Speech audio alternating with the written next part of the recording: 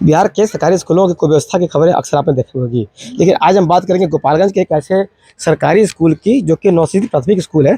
और इस स्कूल की व्यवस्था को देखकर आपका उठेंगे वाह। यानी कि सरकारी स्कूल की जो यह व्यवस्था है किसी निजी स्कूल से कम नहीं है। और यहाँ पर जो बच्चे हैं और जो यहाँ का जो स्कूल का जो मैनेजमेंट है वो देखने लायक बनता है। देखिए आप ये हम स्कूल के कैंपस में हैं और ये है नौसीदी प्राथमिक विद्यालय कर्णपुरा अहिरटोली जो माझा के प्रखंड में आता है। और इस स्कूल में देखेंगे आप कि पहले आपको दिखाएंगे मेरे दाहिने साइड में कि कैसे यहाँ पर जो आम के जो ये प्लांटेशन है वो किया गया है। और स्कूल का जो छोटा सा कैंपस है, इस कैंपस को चारदीवारी से पूरी तरह से कवर किया गया ताकि बच्चे सेफ रहें यहाँ पर। और देखें कि कैंपस के साथ साथ हम आपको दिखाएंगे स्कूल का ये जो भवन कि कैसे जो है यहाँ पर लिखा हुआ है संस्कार भवन, यानी कि बच्चों की पढ़ाई के साथ साथ यहाँ पर संस्कार दिए जाते हैं। और कैसे जो है ये स्कूल अपने आप में यूनिक है। और इस स्कूल जो है जो यहाँ का जो मैनेजमेंट है, जो स्कूल की जो व्यवस्था है वो बिहार के सरकारी स्कूलों से काफ़ी हद तक अच्छा है। यहाँ पर वाईफाई का देखिए रूटर लगा हुआ है, सीसीटीवी कैमरा लगा हुआ है, यानी कि एक ऐसा प्राइमरी स्कूल जो कि पूरी तरह से वाईफाई एनेबल्ड है। और ये पूरी तरह से जो है ये यहाँ का जो सरकारी स्कूल है या प्राइवेट स्कूल है उन सबों से बेहतर मैनेजमेंट है।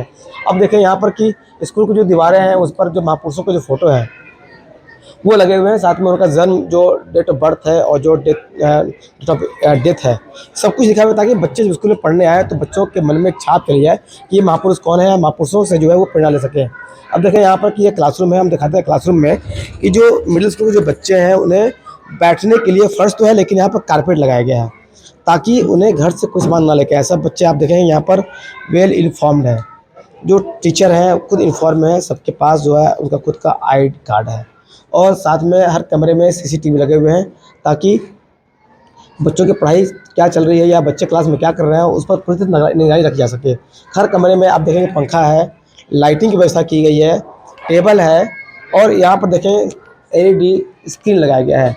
यानी कि एमडीएम के बाद जब बच्चे घर जाने लगते हैं, बच्चों की संख्या कम होने लगती है, तब यहाँ पर उन्हें एलईडी और वाईफाई के माध्यम से बच्चों की स्मार्ट क्लासेस शुरू होती है। या यूँ कहें कि गोपालगंज में जो ये मिडिल स्कूल है, यह मिडिल स्कूल किसी भी सरकारी स्कूल से लाख दर्जा अच्छा है। यहाँ पर यह है प्रिंसिपल का जो रूम है और यह सब कुछ संभव हो पाया है जो यहाँ के जो प्रिंसिपल है लोकेश कुमार। कहते हैं कि डॉक्टर जो लोकेश कुमार है पहले वो खुद का अपना जो मेडिसिन है उसका मैन्युफैक्चरिंग यूनिट था और इन्हें उसको छोड़ करके और अपने दम पर स्कूल जब नियोजन हुआ था उसके बाद से स्कूल में इन्होंने ज्वाइन किया और आज स्कूल की उन्होंने जो है दशा व दिशा बदल दी। यहाँ पर देखें, यहाँ पर सब कुछ यहाँ पर जो है लगा हुआ है, आपको इन्वर्टर लगा हुआ है, सीसीटीवी से जो है यहाँ पर लगातार निगरानी रखी जाती है कि बच्चे क्या पढ़ाई कर रहे हैं और बच्चों के अंदर जो है क्लास में है या बाहर है। और साथ में हम दिखाते हैं आपको यहाँ एमडीएम का, पहले ये हॉल देखें कि ये पूरी तरह से टाइल्स लगा हुआ हॉल है। और उससे पहले हम दिखाएंगे आपको यहाँ की जो सबसे बड़ी बात है साफ सफाई। देखिए यहाँ पर ये जो है यहाँ पर बच्चों के हैंड वॉश करने के लिए यहाँ पर हैंड वॉश रखा हुआ है और साथ में सिंक बने हुए हैं और टॉवेल रखा हुआ है, जबकि स्कूल और यहाँ पर देखें डस्टबिन रखा हुआ है।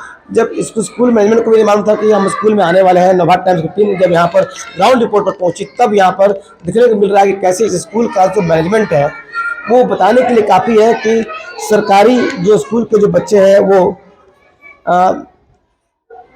जो सरकार से जो मिलने वाले अनुदान या फिर जो खामियों का जो रोनार होते हैं।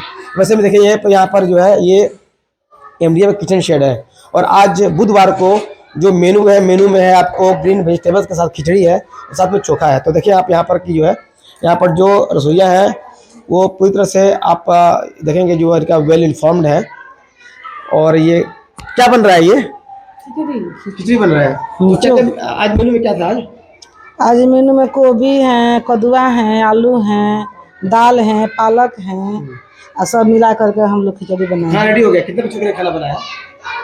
अभी तक का तो 300 बच्चे खाना बनाए। तो बच्चे कितने बजे खाना खाएंगे? 10:30 खाना खाएंगे। क्या नाम है आपका? तो गीता देवी। ये गीता देवी है और बता रही हैं कि आज जो है मिक्स वेज के साथ खिचड़ी बना हुआ है और करीब 300 बच्चे यहाँ पर खाना खाएंगे। और साथ में जो है देखिए ये बच्चों का जो है ये डाइनिंग हॉल, इस कमरे में बैठ के ही बच्चे खाना खाते हैं।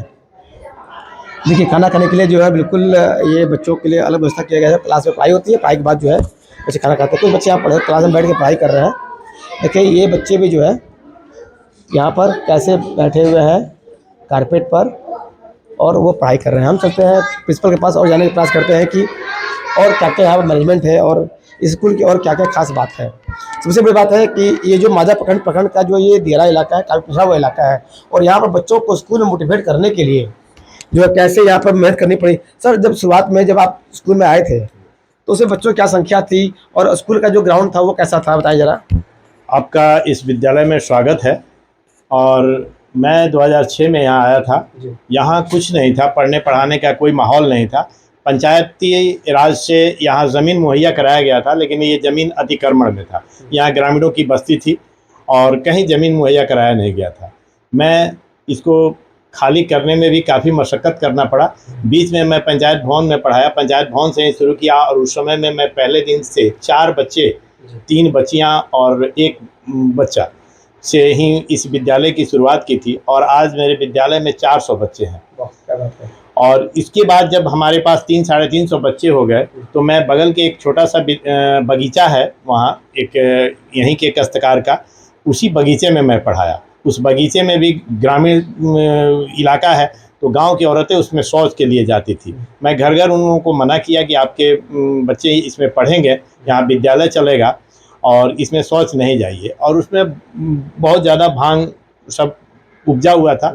उस समय में हमारी समय जो थी वो 10 बजे से 4 बजे तक विद्यालय टाइम था और मैं सुबह आता था 6 बजे हाफ पैंट पहनकर और हंसिया लेकर उसको काटता था, उसको साफ़ करता था और वह विद्यालय, वो बगीचा इतना सुंदर हो गया कि आज इस जो आप भवन को हमारे देख रहे हैं, जितना प्रांगण इसका अच्छा नहीं लग रहा है, उससे बेहतर वह लगता था। ये जगह-जगह पर जो है हैंड वॉश करने के लिए मशीन लगा हुआ है, बच्चों को जी, जी, करने के लिए सब जी। लगा हुआ है। तो मैसेज क्या देना ये सर स्वच्छता का है कि बच्चे साफ सफाई रहें, क्योंकि हाथ से ही सारी बीमारियां फैलती है। हम लोग पढ़ाते भी हैं उन्हें पर्यावरण और हम में, तो बच्चे साफ सफाई सीखें। अपने घर भी ऐसे सिस्टम हो रहे हैं कि बिना हाथ धोए नहीं खाए।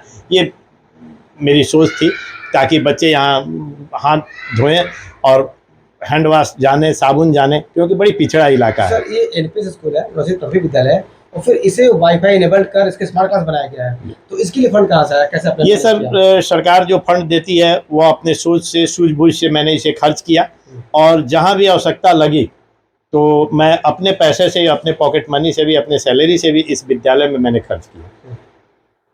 तो अभी टोटल कितने स्टाफ है, कितने बच्चे हैं यहाँ? मेरे पास 6, मुझे लेकर 6 स्टाफ है, 2 लेडीज है और बाकी जेंट्स है और एक अभी प्रखंड में प्रतिनियोजित है और अभी 5 यहाँ प्रेजेंट है हम लेकर। तो जो सर वाईफाई इनेबल्ड जो स्कूल है आपका, वो तो वो बच्चों को कब पढ़ाया जाता है स्मार्ट क्लासेस कब?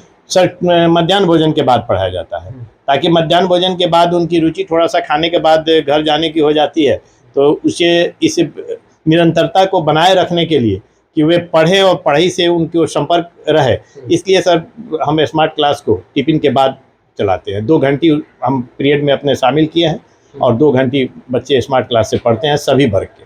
तो यहाँ पर सब पहले बच्चे आते थे तो काफ़ी गंदगी रहती थी और अब हर बच्चे वेल ड्रेस्ड हैं, वेल इन्फॉर्म्ड हैं। जी सर, इसके लिए मैं डोर टू डोर गया था और मैं बताया कि सरकार सब कुछ मुहैया करा रही है, सरकार की तरफ से पोशाक मिल रहे हैं, छात्रवृत्ति मिल रही है, तो आप प्राइवेट में भेजते हैं जो सब कुछ अपने पॉकेट से लगा के भेजते हैं, तब आप वहाँ जूता मोजा टाई लगा के भेजते हैं, तो सरकारी विद्यालय में आप क्यों नहीं भेजिएगा जबकि सरकार पैसा दे रही है। ये डोर टू डोर का है। अभिभावक गुरु गोष्ठी में भी अभिभावकों को मैंने प्रेरित किया और तब जाकर ये कुछ बच्चों को अपने से मैं ड्रेस भी दिया, उनका आई कार्ड बनवाया और तब जाकर ये इस रूप में बच्चे ये दिख माहौल रहे हैं। बदला। जी सर, माहौल बदला। जी।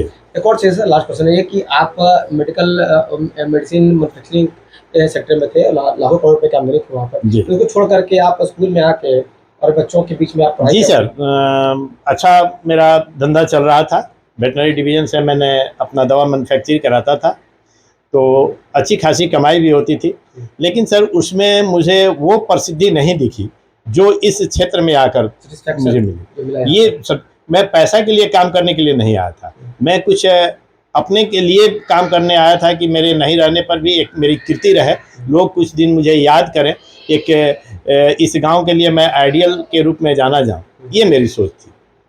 तो वो दिख रहा है आप? जी सर, कई जगह अवार्ड भी मिला है आपको। बहुत हद तक तो मैं अपने में सफल हूँ। जैसे तो लोग कब अवार्ड मिला बेहतरीन कार्य के लिए? मैं श्री राहुल कुमार जो पूर्व के जिला अधिकारी थे, उन्हीं के द्वारा मुझे बेस्ट विद्यालय संचालन के लिए भी मिला था, जिसका मैं फोटो मिंज स्टेडियम में दिए थे। तो आज तक वहीं, और स्वच्छता का जिला स्तरीय पुरस्कार हमें मिला है। राज्य स्तरीय पुरस्कार तो हमें नहीं दिया गया, लेकिन जिला स्तरीय पुरस्कार मिला है। जी जी।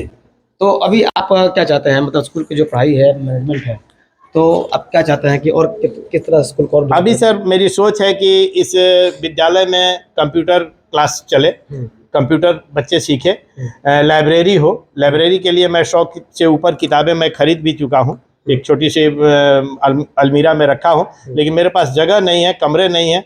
और मैं चाहूँगा विभाग से कि मुझे एक एक्स्ट्रा वर्कर्स दिया जाए, ताकि मैं इन चीज़ों को मैं पूरा कर सकूँ, किताबों को रख सकूँ सही ढंग से, और बच्चे उसमें बैठ के पढ़ सके, और बच्चे यहाँ कंप्यूटर सीख के जा सके। ज़्यादातर पर ये है गोपालगंज के माजागढ़ प्रखंड का नवसिद्धि प्राथमिक विद्यालय कर्णपुरा। और सबसे बड़ी बात है कि यहाँ पर सिर्फ एक व्यक्ति ने अपनी एक सोच से कैसे स्कूल की दिशा और दशा बदल दी। और हम उम्मीद करते हैं कि जो सरकारी जो मुलाजिम है, जो हमारे जो राजनेता हैं, स्कूलों, इस ऐसे स्कूलों पर उनकी नज़र पड़े और स्कूल को जो और भी बुनियादी जो चीज़ें हैं वो उपलब्ध करा सके, ताकि यहाँ के बच्चों का जो डेवलपमेंट है और तेज़ी से हो सके। मुकेश कुमार, नवभारत टाइम्स, गोपालगंज।